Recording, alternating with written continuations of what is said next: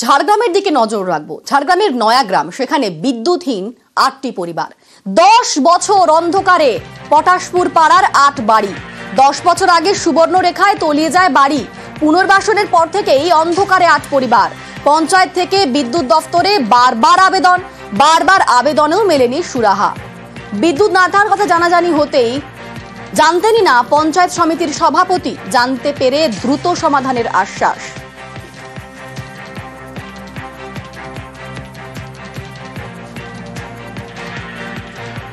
দুই দফতরে টানাপোড়েন, বনে আটকে ঘরের জল।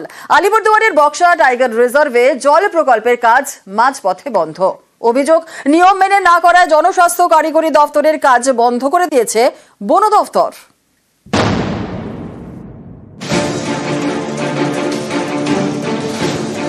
বক্সা টাইগার রিজার্ভের জল প্রকল্প মাঝপথেই বন্ধ, সরকারি কাজ।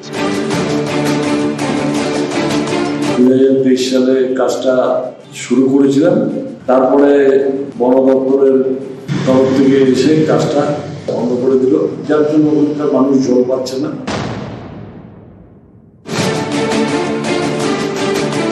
আলিপুরদুয়ারের বক্সা টাইগার রিজার্ভের পূর্ব গরম এবং পশ্চিম গরম এলাকা। স্থানীয়দের দাবি, এখানে কলের জলে আয়রন, তাই বাড়ি বাড়ি ভালো জল পৌঁছে দিতে উদ্যোগ নেয় জনস্বাস্থ্য কারিগরি দপ্তর। বছর দুয়েক আগে প্রায় 1.5 কোটি টাকা বরাদ্দ করা হয়। জল প্রকল্পের কাজও শুরু হয়। বছর খানিক চলার পর সেই কাজ বন্ধ। অলরেডি কাজ হয়ে গেছে, পটাশ ডিপার্টমেন্ট বন্ধ করে রাখছে। কিসের জন্য বন্ধ করে রাখছে জানি না। আমাদের কলের জল খারাপ, আয়রন বের হয়, এটা খাইয়ে জল খেয়ে আমাদের এখানে রোগী অনেক হয়। মাঝপথে হঠাৎ বন্ধ হয়ে গিয়েছে জল প্রকল্পের কাজ। স্থানীয় পঞ্চায়েত সমিতির দাবি, পিএইচির কাজ বন্ধ করে দিয়েছে বন দপ্তর। 70% কাজ হয়ে গেছে, পাইপ টাইপ বিছানো হয়ে গেছে, বোরিং দুইটাই হয়ে গেছে। আমরা চাই এই জল প্রকল্পটা চালু হয়ে যাক। বন দপ্তরের দাবি, টাইগার রিজার্ভ এলাকায় এভাবে জল প্রকল্পের কাজ করা যায় না, পরিবেশ সংক্রান্ত ছাড়পত্র লাগে।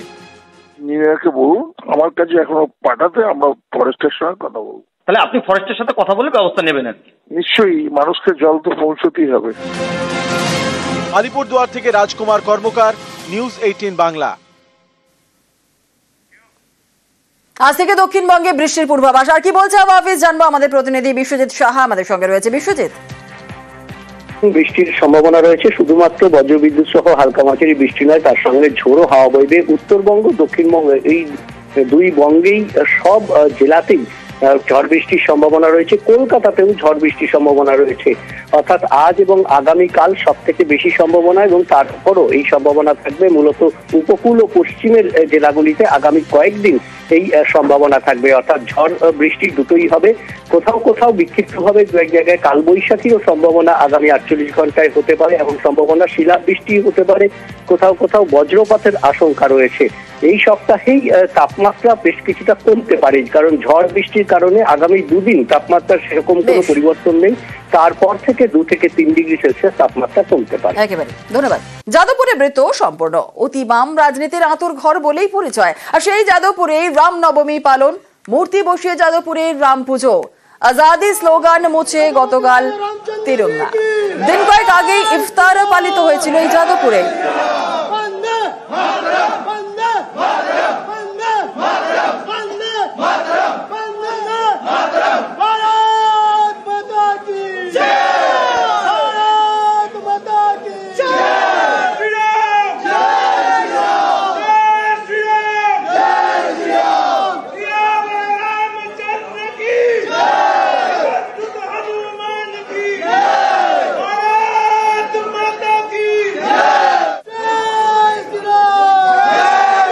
রবিবারে যাদবপুরে রামনবমীর পুজোয় প্রাক্তন ভারপ্রাপ্ত উপাচার্য বুদ্ধদেব সাউ।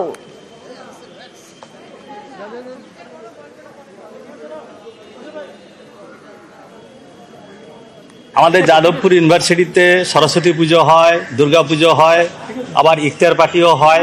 আমি সব জায়গাতেই যাই। যে কোনো শান্তিপূর্ণ এবং সৌভ্রাতৃত্বের যেখানে উপস্থিতি থাকে সেরকম জায়গায় যেতে তো আমার কোনো আপত্তি নেই। রাম এরকম তো কোনো নিষিদ্ধ জিনিসও নয়, এক জায়গায় বাধা থাকবে, এক জায়গায় বাধা থাকবে না কেন? একটা জায়গাতে অনুমতি দেওয়া হবে, আরেকটা জায়গাতে হবে না, তার কারণটা কি? তাহলে ইউনিভার্সিটিতে রিজলিউশনই করুক যে আজ থেকে আমরা কোনো রকম ধর্মীয় অনুষ্ঠান করতে দেব না। সেই রিজলিউশন না করে একটা জায়গাতে বিভিন্ন রকম ভাবে অজুহাত দেখানো, এটা দুর্ভাগ্যজনক। আর এদিকে শিক্ষাঙ্গনে কেন ধর্মাচরণ, প্রশ্ন যাদবপুরের প্রাক্তনীদের। সর্বোপরি একটা বৈজ্ঞানিক দৃষ্টিভঙ্গি থেকে বিভিন্ন বিষয়ের অনুসন্ধান, এইটা একটা বিশ্ববিদ্যালয়ের উদ্দেশ্য। মুক্ত চিন্তার পরিসর তৈরির ক্ষেত্রেও যাদবপুর বিশ্ববিদ্যালয় অগ্রণী। যে কোনো বিশ্ববিদ্যালয় থেকেই ধর্মাচরণকে দূরে রাখা উচিত। মূলগত ভিত্তি আছে, একটা জোর আছে, সেই রাজনীতি, তার ভিত্তিতে রাজনীতি হয় আর কি। রামনবমী হোক অথবা ইফতার পার্টি হোক অথবা অন্য যে কোনো ধর্মের যে কোনো ধর্মাচরণ হোক, সেটা যাদবপুরের সংস্কৃতির সঙ্গে যায় না। যাদবপুর বিশ্ববিদ্যালয়ে যদি সেই দিকে যায় তাহলে সেটা খুবই দুঃখের ব্যাপার হবে। আমি দেখেছি, শুনেছি, বলেন যে যাদবপুর বিশ্ববিদ্যালয়ে তো দুর্গাপূজা হয়, এখন সেখানে স্টাফ কোয়ার্টার আছে, ফলে যেভাবে হয়তো একটা আবাসনে দুর্গাপূজা হয় সেই স্পিরিটেই ওখানে হয়। সেইটাকে যদি কেউ হাতিয়ার করে এখন বলে যে দুর্গাপূজা হচ্ছে, অতএব রামনবমী করতেই হবে, অতএব ইফতার করতেই হবে। শিক্ষা প্রতিষ্ঠানটাতে এরকম ধর্মাচরণের নিয়ে প্রতিযোগিতার জায়গা নয়। যে উৎসবে আনন্দ নেই, আস্ফালন আছে, সেটা উৎসব নয়। এই যে আজকে যেটা অনুষ্ঠান যারা করলেন, তারা কিন্তু কোথাও একটা এক্সক্লুসিভিস্ট একটা কর্মসূচি নিতে চাইলেন, যেটা আমি মনে করি উৎসবের স্পিরিটটার সাথেই যায় না, আর বিশ্ববিদ্যালয়ের স্পিরিটের সাথে তো কোনোভাবেই যায় না। ঝাড়গ্রামের দিকে নজর রাখবো। ঝাড়গ্রামের নয়াগ্রাম, সেখানে বিদ্যুৎহীন 8টি পরিবার। 10 বছর অন্ধকারে পটাশপুর পাড়ার 8 বাড়ি। 10 বছর আগে সুবর্ণরেখায় তলিয়ে যায় বাড়ি। পুনর্বাসনের পর থেকেই অন্ধকারে 8 পরিবার।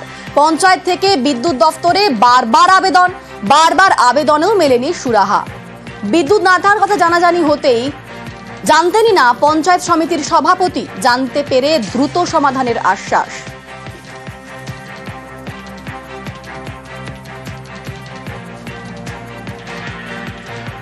দুই দফতরের টানাপোড়েন, বনে আটকে ঘরের জল। আলিপুরদুয়ারের বক্সা টাইগার রিজার্ভে জল প্রকল্পের কাজ মাঝপথে বন্ধ। অভিযোগ, নিয়ম মেনে না করায় জনস্বাস্থ্য কারিগরি দফতরের কাজ বন্ধ করে দিয়েছে বন দফতর।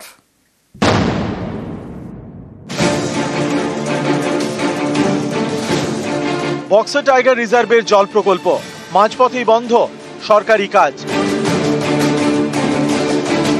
2023 সালে কাজটা শুরু করেছিলাম, তারপরে বন দপ্তরের তরফ থেকে এসে কাজটা বন্ধ করে দিল, যার জন্য ওখানকার মানুষ জল পাচ্ছে না।